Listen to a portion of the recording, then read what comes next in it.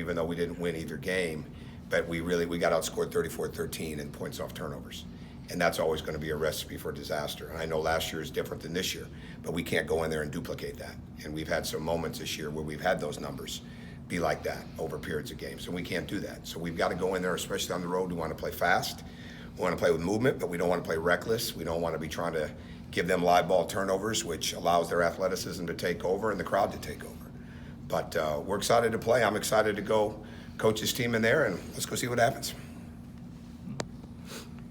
You talked after the game the other night that immaturity has been one of the hallmarks of the team all year. As Hallmark. a coach, It's a good question.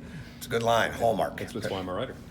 As a coach, is there anything you can do to counteract that other than just putting them in and getting them experience, or anything you can do in practice? No, you know what? That's a great question because it's awareness so many times, right? It's awareness, it's focus, it's concentration. So it's not as much about what you're doing, it's how well you're doing, how long you can do it. And it doesn't matter if it's a short possession or a long possession, you've got to have that level of awareness, you've got to be able to have that stick-to-itiveness. And so much of it is just experience. It's just experience of going through it.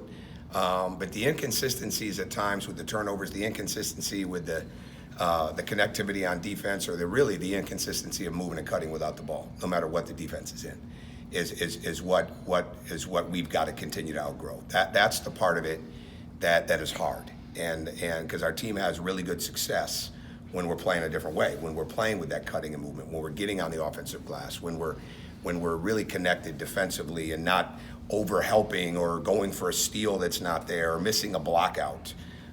When we're making the simple next pass, whether it's off a cut or a pass or driving kick situation. So that's the part of it, and you just have to keep going through it. What does this LSU team do particularly well? I think they started the season 8-0 in league play.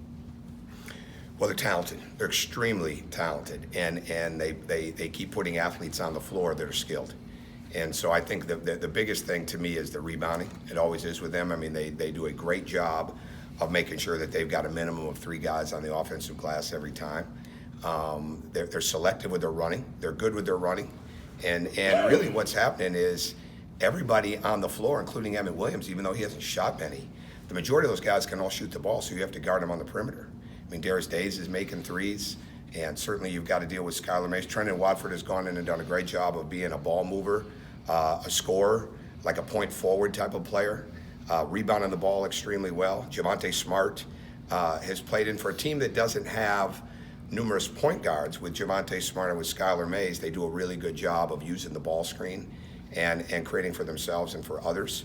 And I would say another thing they do really, really well is their transition offense, especially their drag, quick ball screens that they get.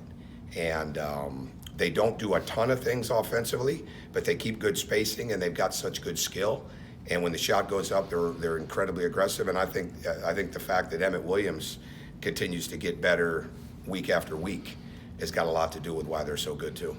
As this program continues to take steps, how big a deal is finishing over 500 this year? Oh, it's big. It'd be big. It really would. I mean, you're going after every win, obviously, but that'd be big. I mean, it really would. So I put more focus on the fact we need to go beat LSU, right, than what the record would be. But in the whole scheme of things, to get back on the winning track, especially with the fact that we didn't play the other night like we played the last couple of weeks, even in the South Carolina loss, would be good for us, and just continue to build forward.